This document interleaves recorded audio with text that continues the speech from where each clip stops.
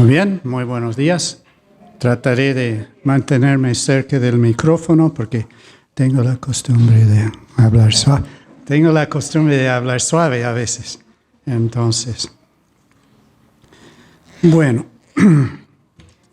pequeño repaso de lo que venimos enseñando en estos últimos meses. Mayormente hemos estado hablando de la doctrina acerca del Señor Jesucristo y la salvación. Y en eso está lo que mencioné antes, en lo que estaba en Romanos, pero también en 1 Corintios 15. Entonces buscamos 1 Corintios 15. Eso es lo que venimos meditando, estudiando, contemplando.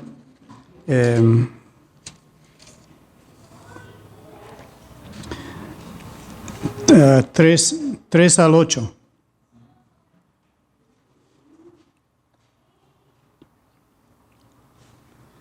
Primero Corintios 15, 3. Porque primeramente os he enseñado lo que asimismo recibí, que Cristo murió por nuestros pecados conforme a las Escrituras, y que fue sepultado y que resucitó al tercer día conforme a las Escrituras, y que apareció a Cefas y después a los 12. Después apareció a más de 500 hermanos a la vez, de los cuales muchos viven aún y otros ya duermen. Después apareció a Jacobo, después a todos los apóstoles y al último de todos, como a un abortivo, me apareció a mí.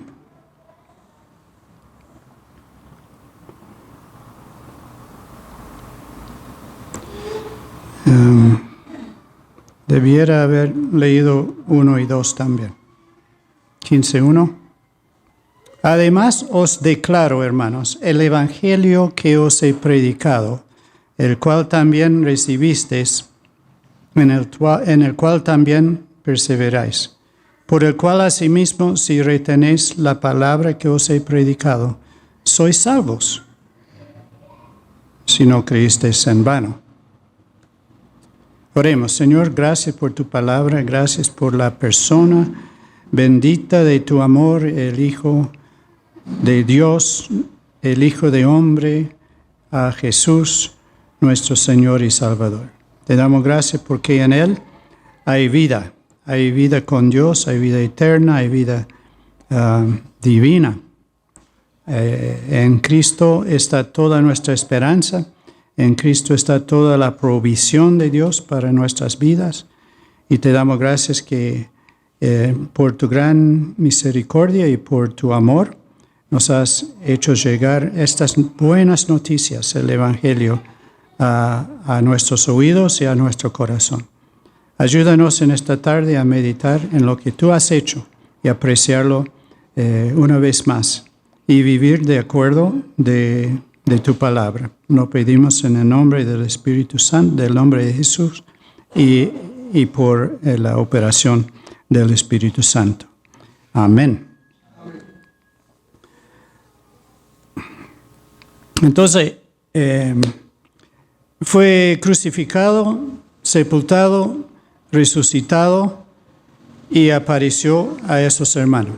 También hemos enseñado sobre la crucifixión del Señor Jesucristo, sobre la resurrección y sobre la ascensión al cielo, donde Él está a la diestra de Dios, donde Él reina, donde Él es poder para nosotros, donde de Él viene la provisión de Dios y por medio del Espíritu Santo. Entonces, lo que no tocamos muy en detalle fue la venida del Espíritu Santo el día de Pentecostés.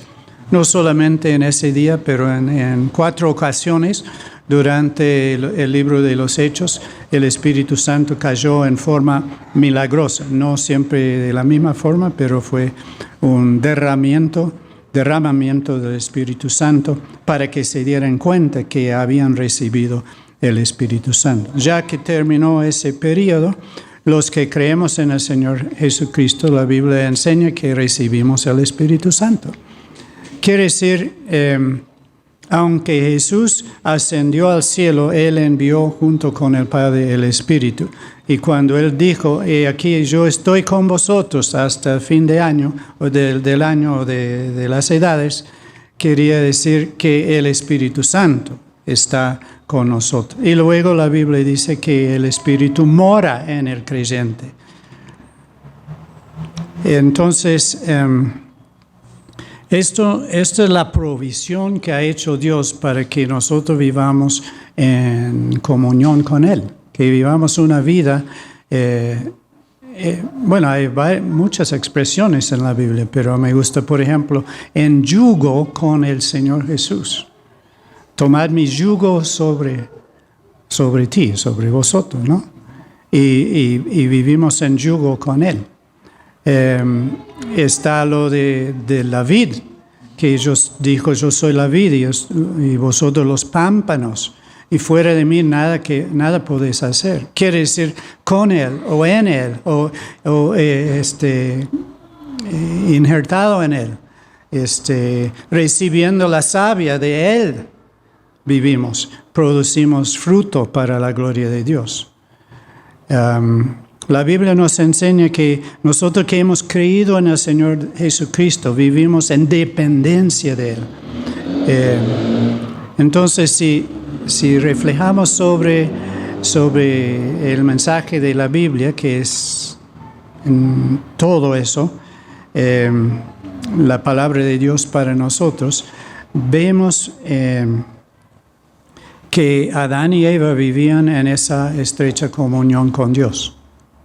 Y Dios mismo bajó y caminó con ellos. Qué alegría, ¿no?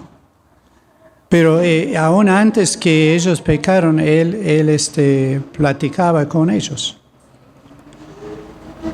Y no diferente, hermanos. En mucho sentido, cuando Jesús bajó del cielo y caminó entre nosotros, Dios con nosotros, el Emmanuel, lo que hemos celebrado en la Navidad.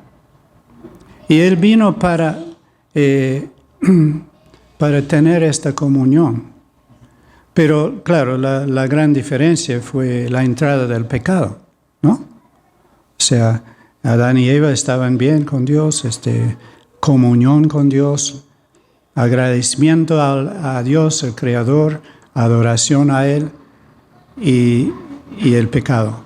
Entonces salieron de la voluntad de Dios y se encontraban en enemistad con Dios. Así enseña en Romanos, en varios lugares en el Nuevo Testamento.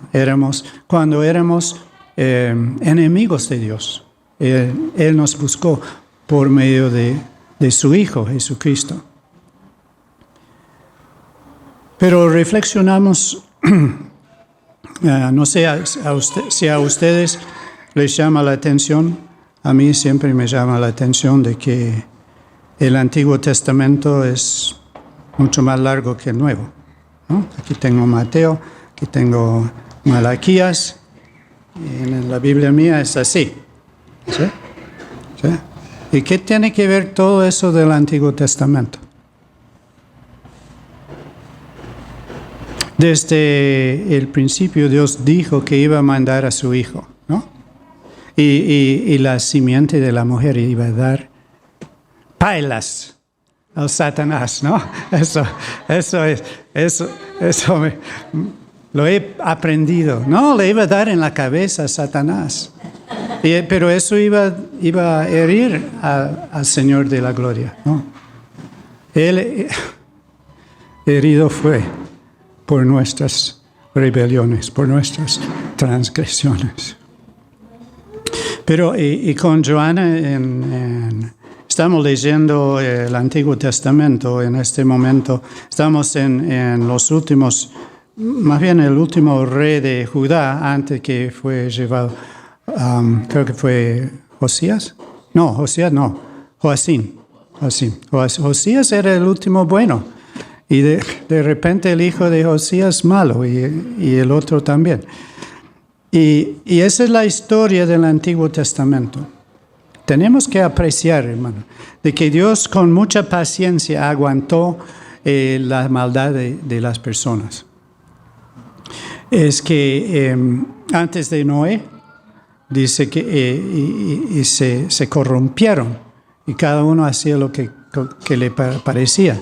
Hasta el día de hoy estamos en lo mismo en cuanto al ser humano.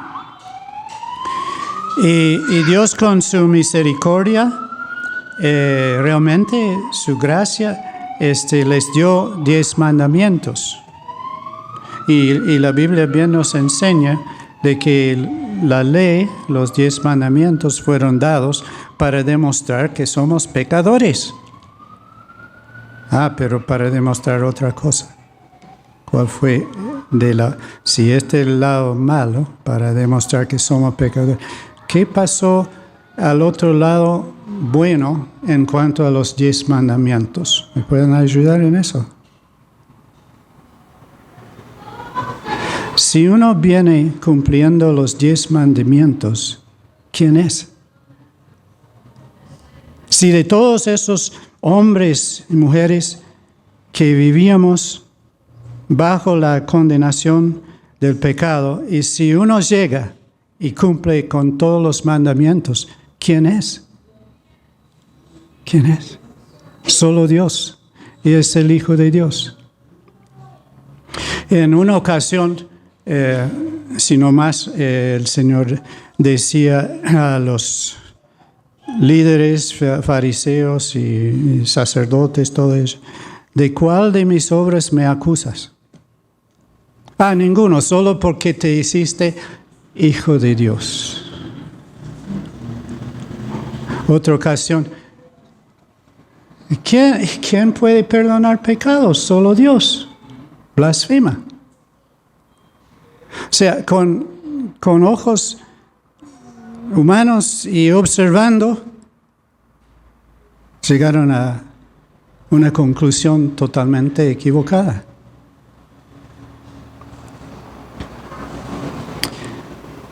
Todos los milagros, ¿qué dijeron los acusadores?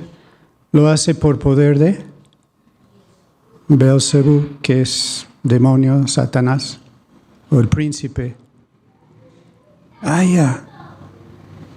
Eso, creo que la palabra obstinación corre ahí, o no, hay otras palabras peores, ¿no? Orgullo, altivez.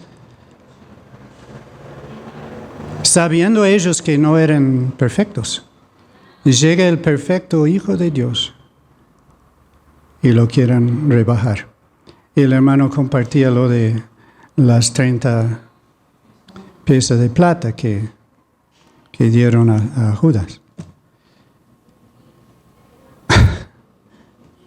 Del tesorero del templo, pero no querían recibir plata de sangre. Y más tarde en la misma,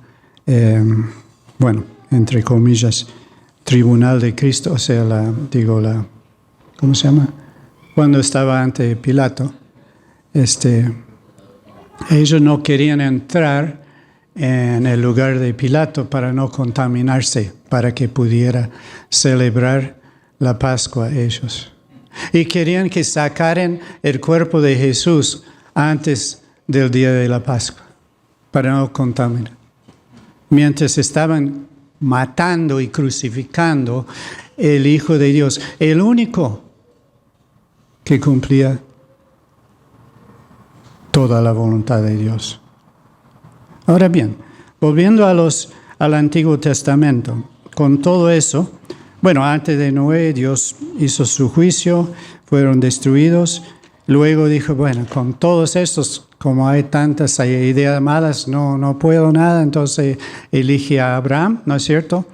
Me hago una nación, dijo Abraham, voy a ser una nación que me sigue, voy a tratar con ellos, ¿no? Tomarlos aparte, como tratando de darle toda ventaja que Dios pudiera haber dado a la persona, a nosotros, de conocer a Dios, de conocer sus planes, de conocer su gran liberación de Egipto, de darles victorias en la tierra de Canaán.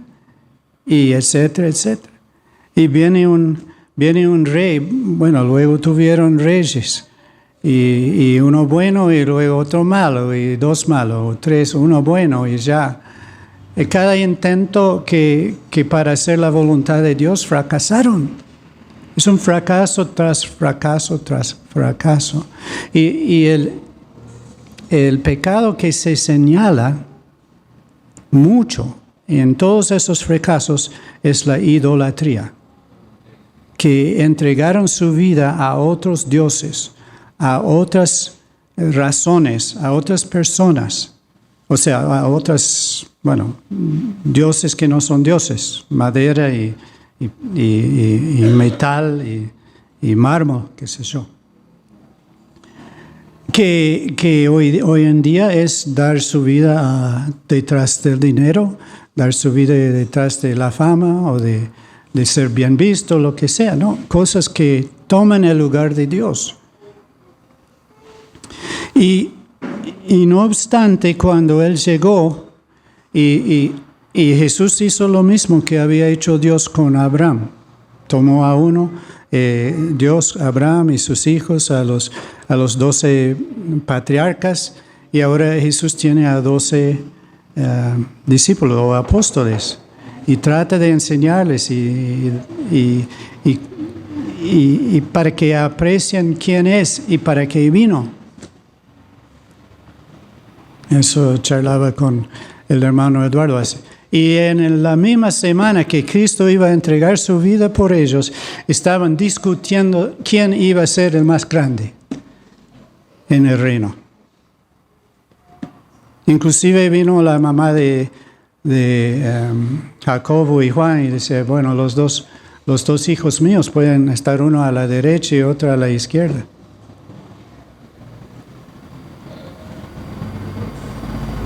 Y Dios los perdonó. ¿Por qué? Porque la Biblia enseña que Él conoce nuestro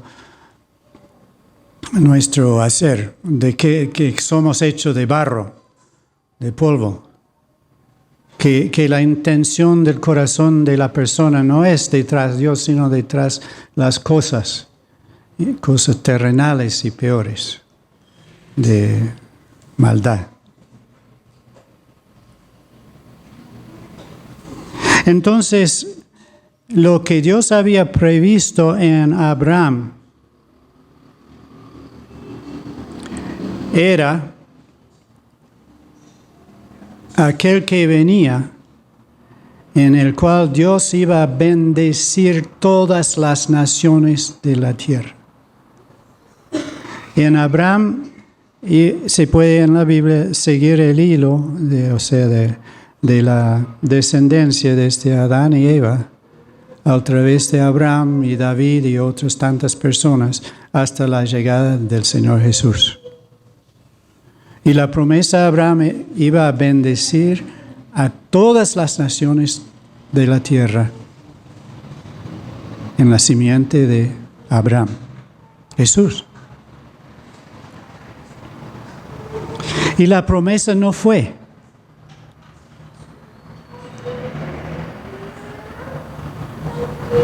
de que el descendiente de Abraham iba a librar el pueblo judío de la mano romano. Ahora, sí hay promesa a David que un sucesor de David iba a sentarse sobre el trono para reinar en la tierra para siempre jamás, pero esto todavía. Y los discípulos como nosotros ponemos primero las cosas que vemos, que tocamos,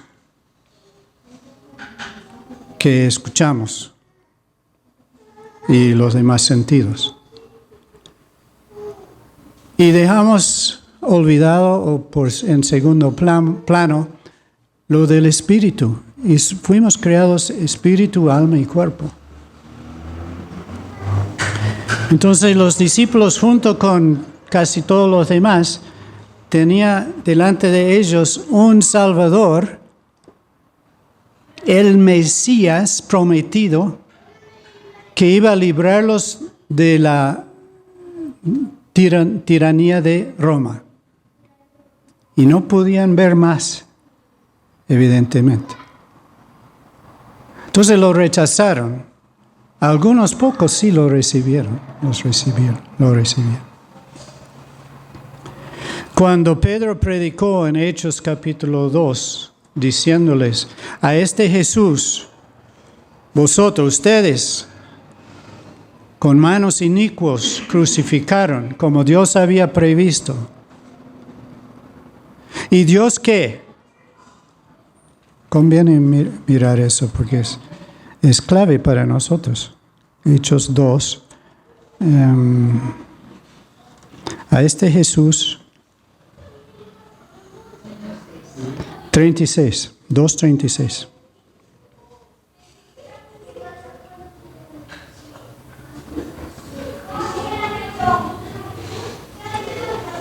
Sepa pues ciertísimamente, no sé cómo sale en otros idiomas, pero el español tiene varias sílabas, ¿no? Creo que se puede decir ciertísimamente. Ciertísimamente toda la casa de Israel que a este Jesús a quien vosotros crucificasteis, Dios le ha hecho Señor y Cristo, que quiere decir Mesías. Está diciendo, este es el Señor Jesús, o sea, Jesús a quienes vosotros crucificasteis, Dios le ha hecho Rey y Mesías, jefe y el prometido, porque Cristo es la misma palabra en griego que es Mesías en hebreo.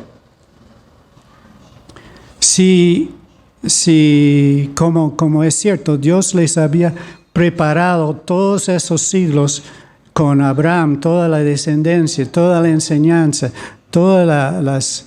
el trato de Dios con ellos, los había preparado, ¿no?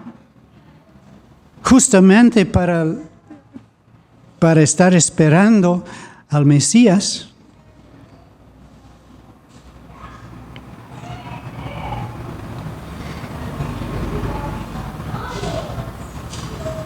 Y no le reconocieron. Pero esto quiere decir que el Señor Jesús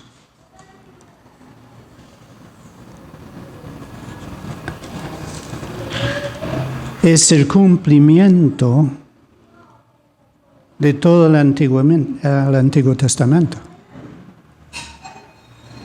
Dios no dejó nada sin hacer en Cristo. Es que a veces uno, yo fui profesor, ¿no? Y uno deja un hilo por allá sin concluirlo porque la campana suena y bueno, mañana. Y mañana, olvídenos, dejo otro hilo para el otro día, hilo, bueno, que Dios tenga misericordia de mis alumnos de alguna manera van a aprender la matemática, ¿no? No, pero así somos nosotros, lo dejamos, esto. Mire, en Jesucristo, todo lo que no se ve concluido en el Antiguo Testamento, reunió todo en Cristo.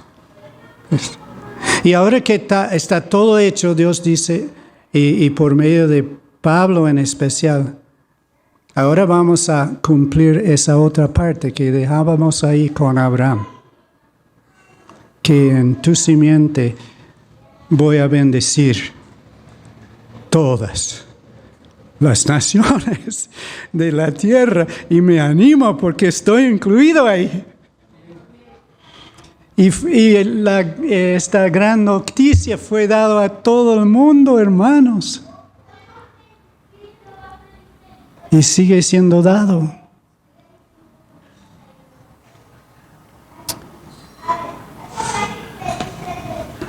Yo me acuerdo que sea, durante mi vida, es que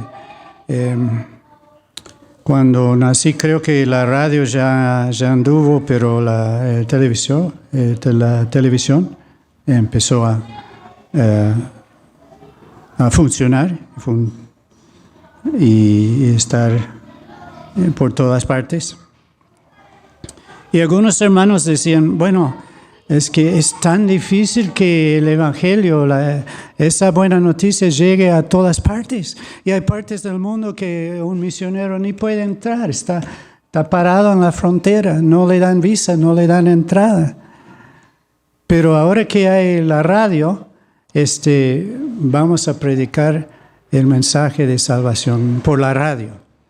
Y había uno aquí en Ecuador, HCJB.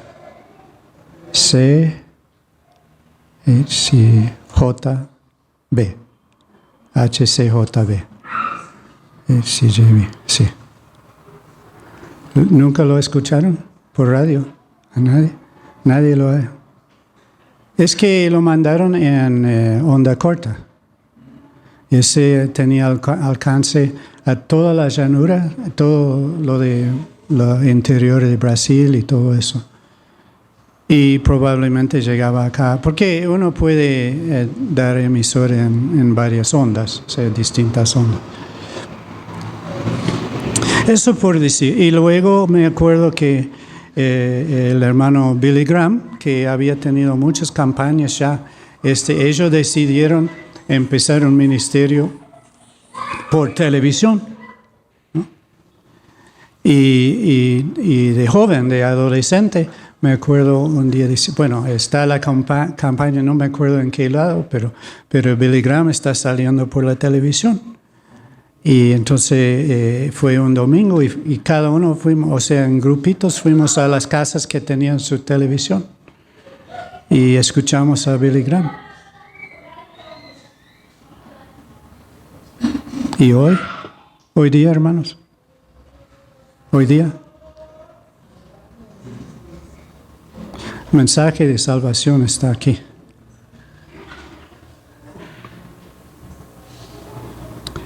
Pero si la persona no quiere saber de Jesucristo, no lo tiene que sintonizar. Y este es el mundo en que vivimos. Pero es el mundo a la cual vino el Señor Jesús. Entonces, ¿qué pide el Señor de mí? ¿Qué pide el Señor de nosotros? ¿Dónde estamos? ¿En qué posición estamos? A la luz de todo el fracaso frente a los 10 mandamientos y lo demás de la ley, vemos al otro lado a Jesús, ¿no? A Jesús. Y qué alivio, ¿no? Qué respirar, qué aire fresca, qué belleza es el Señor Jesús. Qué hermoso. ¡Qué contraste! Y Dios ha provisto en Jesús la vida nueva. No solo para tenerla, pero hermanos, para vivirla. Este es el punto que es muy importante de todo lo que venimos enseñando. De la muerte, resurrección, ascensión, del ministerio del Espíritu Santo, de la venida del Señor Jesucristo también. Es para que vivamos la vida. Para que vivamos la vida.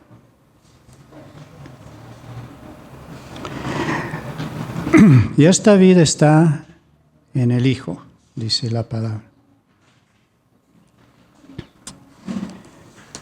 Y lo que hablamos sobre la vida con Dios, la vida con Jesús, hablamos sobre la fe. ¿Qué es una fe que funciona?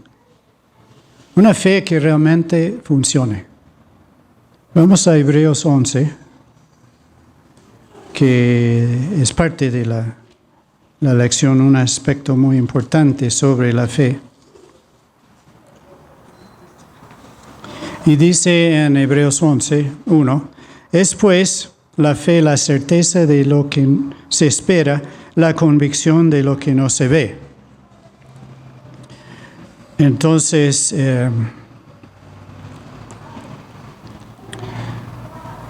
los apóstoles vieron a Jesús y Juan dice que lo palparon, estaban con ellos, lo vieron, eran testigos a eso que leímos en 1 Corintios 15, que fue muerto, sepultado, resucitado y visto por ellos, ¿no?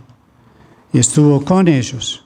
Y él enseñaba a ellos. Era evidente que era el Hijo de Dios. No había ningún hombre que hablaba como él, con tanta autoridad. Nadie que hacía los milagros que él hacía, que echaba los demonios. Que tenía palabra de Dios. Que era el Hijo perfecto de Dios. Pero ahora nos habla de personas que no vieron a Jesús. Ahora, estos que están aquí en Hebreos 11 son los que vivían antes, ¿no? Después la fe, la certeza de lo que se espera, la convicción de lo que no se ve, es todo lo que venimos hablando.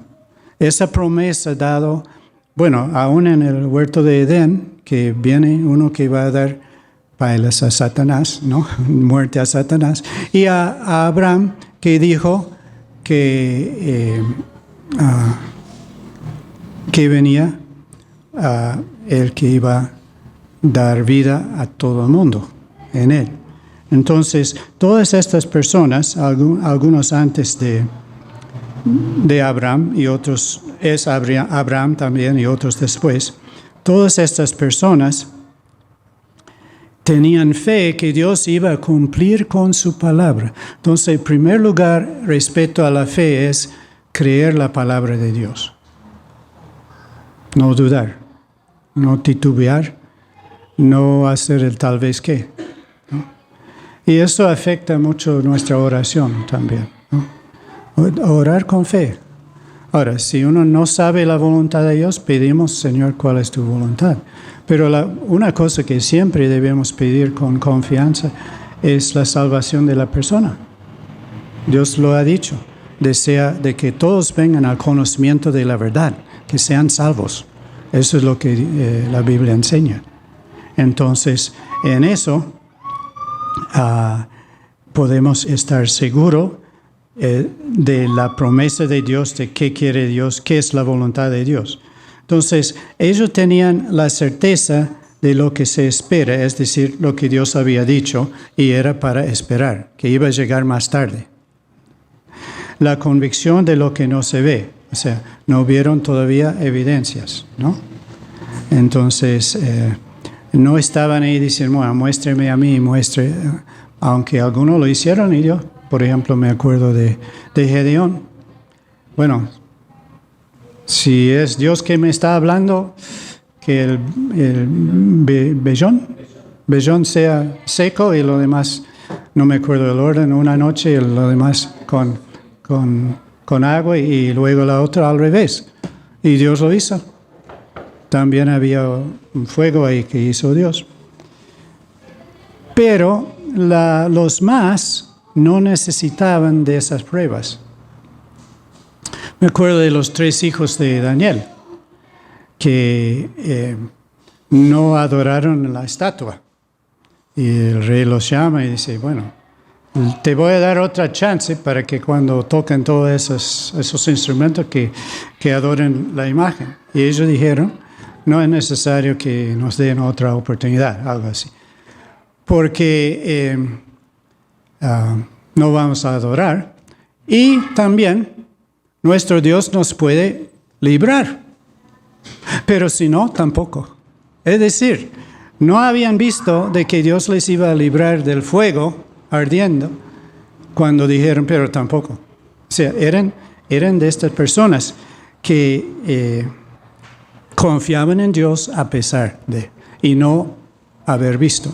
Ahora, luego Dios hizo el milagro de librarles, pero eso era para la gloria de Dios también. Entonces, aquí en Hebreos 11 dice Verso 2, por ejemplo, porque por ella alcanzaron buen testimonio los antiguos. Entonces aquí viene toda la lista de los que fueron librados y los que no fueron librados, los que... verso 13.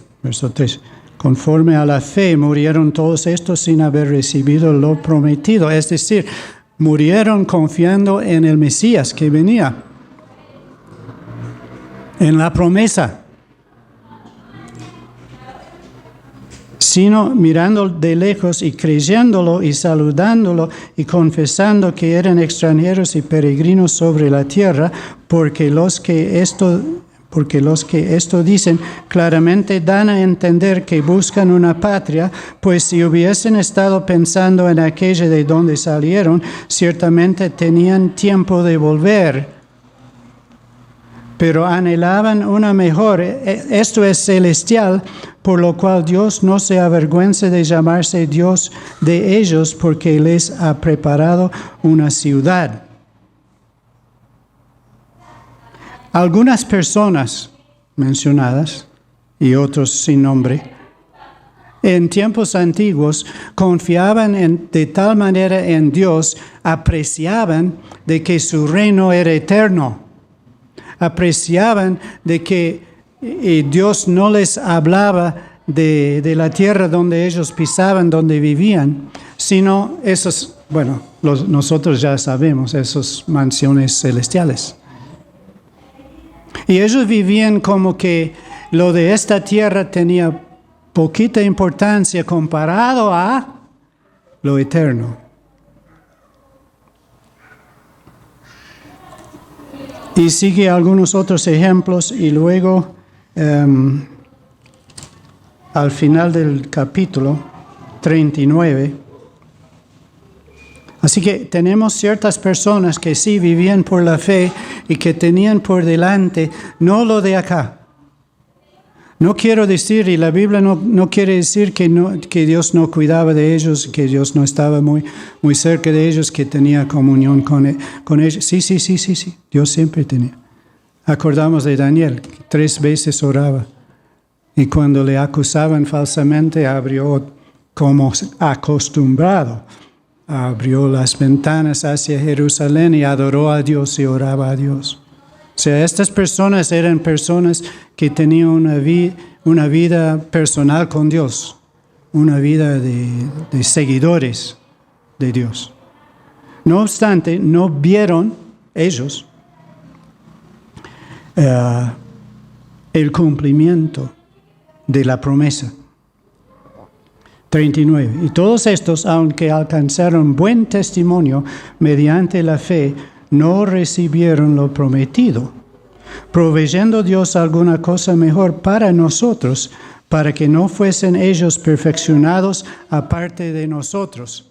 Y ese versículo quiere decir que Dios había recibido a ellos, pero también el Señor dijo, tenía otras ovejas. Que Dios quería agregar a la casa de Israel los gentiles, que no solamente los de la casa de Abraham iban a ser salvos, sino que en el simiente de Abraham, en Jesús, iban a ser salvos todas las personas sobre la faz de la tierra. Ahora, si ellos como ejemplo, como la Biblia nos enseña, el Antiguo Testamento es ejemplo, si ellos como ejemplo confiaban en Dios, no por vista, sino por la promesa de Dios, nos toca lo mismo. ¿Qué promete Dios? Señor, tú lo dices, yo te confío. Pero cuando confiamos en Dios, de esta manera, de total, reconociendo que la palabra de Dios es la pura verdad, son promesas de Dios, no se quiebra, Dios nunca miente, no puede dar una promesa sin cumplirla.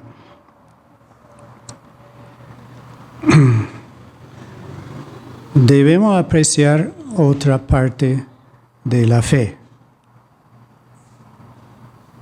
que es qué acciones, qué pensamientos, qué ponemos en marcha en la propia vida. Ya que Dios ha hecho provisión en Cristo, Dios hace todo lo que necesitamos en Cristo, pues entonces, ¿cómo debo de vivir? El Nuevo Testamento tiene varios lugares donde habla de una vida que agrada a Dios, la vida de piedad. Por ejemplo,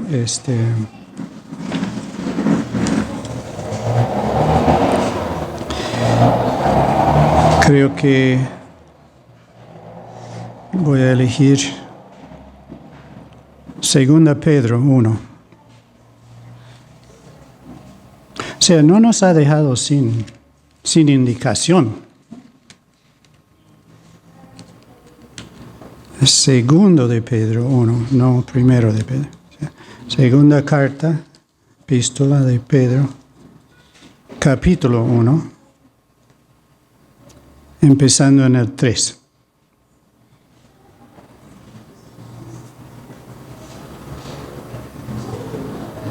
Dice: como todas las cosas que pertenecen a la vida y a la piedad nos han sido dadas por su divino poder, mediante el conocimiento de aquel que nos llamó por su gloria y excelencia, por medio del Señor, por medio de las cuales nos ha dado preciosas y grandísimas promesas, para que por ellas llegases a ser participantes de la naturaleza divina, habiendo huido de la corrupción que hay en el mundo a causa de la concupiscencia. Vosotros también, poniendo toda diligencia por esto mismo, añadid a vuestra fe. Si estamos confiando en el Señor. Y ahora llegamos a lo que eso implica. Añadid a vuestra fe. O sea, no debemos quedarnos ahí con un ejercicio mínimo, ¿no? Añadid a vuestra fe virtud, a la virtud conocimiento, al conocimiento dominio propio, al dominio propio paciencia, a la paciencia piedad, pureza, a la piedad afecto fraternal y al afecto fraternal amor, deseando lo mejor para el prójimo, para los demás. Porque si estas cosas están en vosotros y abundan, no os dejarán estar ociosos ni sin fruto en cuanto al conocimiento de nuestro Señor Jesucristo. Y con Señor Jesucristo llegamos al resumen. La fe hace posible, y no solo hace posible, es el plan de Dios para nosotros vivir como Cristo vivió. Y aunque a veces pecamos, no es cierto, hermanos, que todos pecamos, pobre de nosotros, no. Es que todos no confiamos, todos no vivimos por la fe. Porque el que vive por la fe vive como Jesús. Sin Cristo no hay nadie que puede vivir para la gloria de Dios. Pero por medio de la fe se puede vivir como Jesús, con las cualidades de Jesús, agradando a Dios y sirviendo a Dios y obedeciendo a Dios. No debemos estar en ese ciclo vicioso de que, ay, pequé, confieso mi pecado, otra vez me peco. Aunque es cierto, hermanos, si pecamos, abogado tenemos con el Padre, a Jesús, eso es ciertísimo.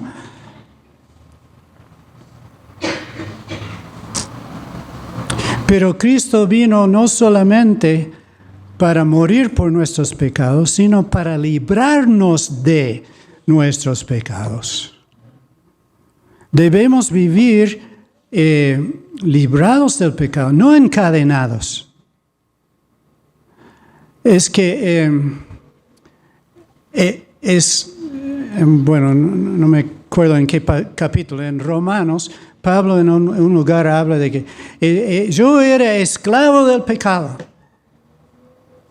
pero gracias a Dios ahora soy esclavo de Jesús. No puedo menos que servirle. Esclavo de amor, por entrega, por medio de la fe. Eso es la fe. La fe que Dios nos quiere dar y que nos ha dado es una fe para vivir todos los días, el resto de este año y el año que viene, si no viene antes, ¿no? Entonces, por supuesto se puede hablar mucho más de la fe, pero hermanos, hay que poner la fe por obra. La fe es para vivirla. Y la fe es, estando en yugo con el Señor Jesucristo, realmente en yugo, o sea, unido, servímosle. No hagamos la contra. No el yugo en el animal le hace mucho daño si no trabajan a la par, si resiste. Es como el perro que va en la, ¿cómo dice? La línea, ¿cómo se llama esa? El cordón. No, lo ha visto. El dueño va caminando y el perro va así. Todo el camino va así. Y digo, ¿será posible? Hay de cada 10 hay uno que lo hace. Uno dice, debe ser la raza, o está en los genes, o esa variedad de perros. Yo pienso que es para darnos un ejemplo de lo ridículo que es. ¿Por qué nosotros hagamos eso? No. ¿Para qué? Entonces, sabiendo la voluntad de Dios, es entregarnos a Él y gustar de servir junto a Él, o Él más bien a nosotros. O sea, entrar en esta vida nueva con Jesús. Así que había algunas personas que vivían por la fe antes. Y hay muchas personas que, antes de Cristo, hay muchas personas que vivimos por la fe después. Pero no estamos en lo de alcanzar la vida. Que a todo creyente en el Señor Jesucristo, Dios nos ha hecho criaturas nuevas. Nos ha hecho según la divina carácter del Señor Jesucristo. Somos hijos de Dios. Somos hechos nuevos. Y nos corresponde otra vida total. Y Pablo también dice, basta el tiempo que dedicaste a la carne, ¿no? Basta. Con todo eso que hacían y él nombra los pecados de la carne. Basta con eso. Ahora te abre toda una vida hermosa con Jesús. En Jesús. Cristo en nosotros. La esperanza de gloria. Y a los que redimió, o sea, rescató y justificó, también nos tiene destinado a ser hechos parecidos al Señor Jesucristo.